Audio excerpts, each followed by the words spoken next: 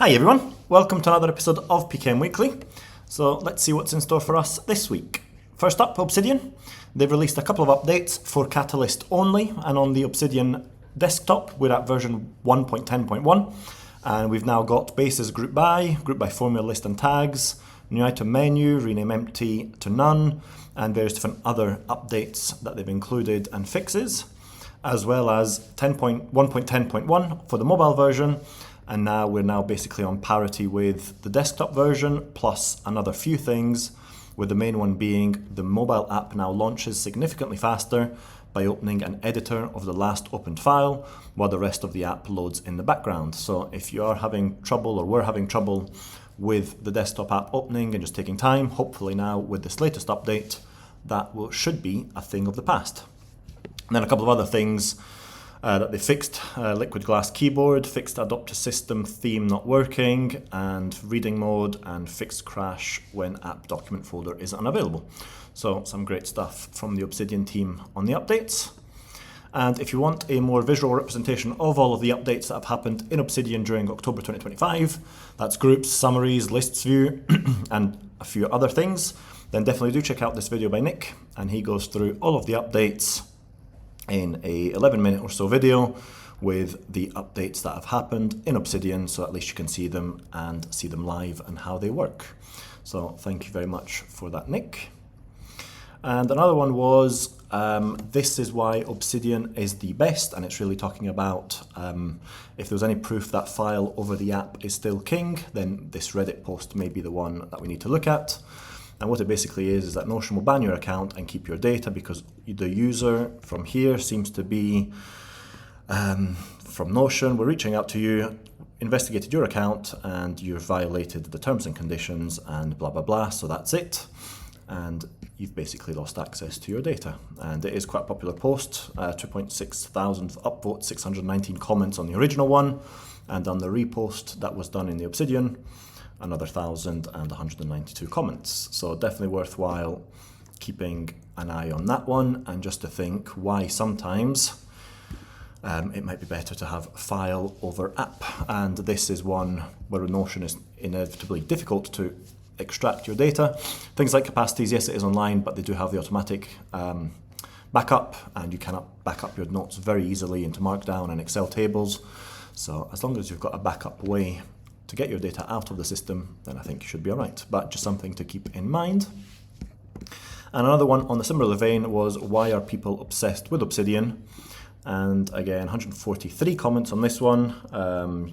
Use various different apps, but I'm just wondering why Obsidian is, or why users are obsessed with it, and some very good responses from other users. So again, if you are also in doubt, or you are wondering what the power of Obsidian is, definitely do check this post out. On the flip side though, Fong, they give us their opinion on why Obsidian has a bit of a warning and you need to be careful with it. And it really goes into the philosophy behind it. First up, it's closed sourced, which is okay, you can deal with that. But then it's really about the plugins and various different things that you add to Obsidian to make it actually work and be an app that you can use. With various different intricacies and updates and features that you would like, but then you are granting access to basically everything on your system. Or you could be granting access to everything on your system, so it's something just to keep in mind. This was on their blog post, and then there is one on Y Combinator, where there's a number of other comments as well from other users, so if you're interested, definitely worthwhile having a look at that one. And it does go through, and it's really about the plugin system. So many plugins. I think after the first plugin that's released to the plugin store, I'm not sure of the checks that go on with further updates. So they're just wondering and mentioning that. So that was Obsidian. Now we've got Tana, and they've also now done list navigation view. So it's a new view that basically should allow you to navigate to your workspace smoother and faster. And you can now keep your list of tasks, projects, and notes on one side and open full details on the other while jumping in and out of nodes. It's perfect for reviewing a batch of items, processing tasks, or staying orientated while you work through a list. And here's a bit of a demo of it. So it's a good update that the team has done. And importantly, they do say this update lays the foundation for bigger UI improvements coming soon. And if you haven't already done so, check out the latest Tana Current or Tana Office Hours session, and you will see a glimpse of what they're talking about. So a great update on that one. And then Theo, I think it is, they're going to do a little bit more of a deep dive into super tags and fields on Wednesday the 29th of October at 12 o'clock, 12 to 1 GMT time. And it's basically going to look at how to capture, sorry, that was last week. So this week they're adding a layer to transform your notes into something more powerful by looking at super tags and fields to help you define what your note represents. So is it a task, is it a person, is it a book, or is it something else? So with the use of super tags and fields, you can structure your note as you want. And what you'll learn is know when and how to create a super tag, configure super tags for your needs, choose what fields and field types to add, and set up common super tags such as tasks, projects, books, people, meetings, and more. So it is a drop-in session, quite interactive as well. So do come with your questions, and I'm sure the team will be more than happy to try and work around some examples or answer any questions that you have. So a great initiative on that one. And then there was Node Novella Tana live build session that's been complete, and I think it was with Mark. So you can get to the recording of the session here and what they were up to and what they built. So again, worthwhile checking into if you want to get a little bit more of a deep dive into Tana. And then on top of that, they've also got some updates. Obviously, we've got the list view navigation. We've talked about that one. Now Tana, the free plan includes 500 AI credits per month. So these come free, so you can now use transcription, AI chat, and voice memo features without any credit card required or anything on that sort. They've added Gemini 2.5, Claude, Opus 4.1, and Sonnet. Report a bug is just now made easier. And you can also now track your AI credit usage on mobile under the Manage Subscription settings and Tana Mobile. So a few other things that were also done in terms of bug fixes, and what they do say is a bunch of other improvements and fixes behind the scenes, more launches coming soon. So things are about to get, new features are about to be launched. Capacities, they've had a couple of updates in the past week or so. So you can now share and export menus are working again, and they fixed a bug. And they've also done a bit of UI and UX improvements, less horizontal padding on Kanban columns, better performance in table view, new property creation modal is now more forgiving, hide objects and create new tabs. So a few other updates as well that have been posted to the changelog. So lots of fixes that the team has resolved as well. And what the team also did was an in-depth interview to Nest Labs, where they talked about the philosophy of Capacities, why they're not going down the team route and really building something which is designed for the individual rather than as a collective and as a team. So if you are wondering about Capacities and its background, definitely do check out this interview that the guys did on Nest Labs. That was it for Capacities. Affine, they've had a bit of a small update this week, but it can make a world of difference, and it is all about alignment. So now you can select the tag or select the block and align it as you want. So if you want it left, right, or center aligned, that is now easily done with the click of a button. So that is a good update that they've done. Octarine, they've now got version 0.29.5, and it's got backlinks panel. So they're now displayed at the bottom of the note.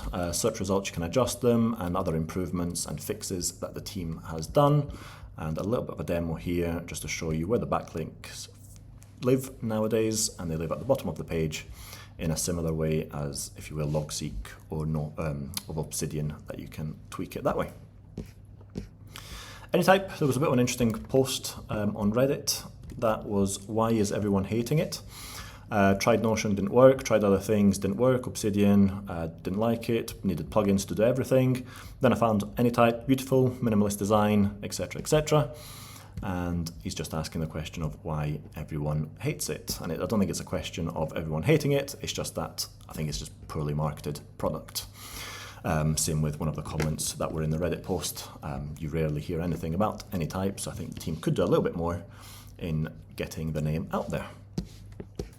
Noteey, they've got version 1.35.0 that's available now, and it includes database improvements. So databases were released in the last release, and now they've just gone through and improved it in a number of ways. So editing experience is improved, text properties now display scrollable multi-line text, link properties, deep links, highlight cards, hovering a card show you where they live.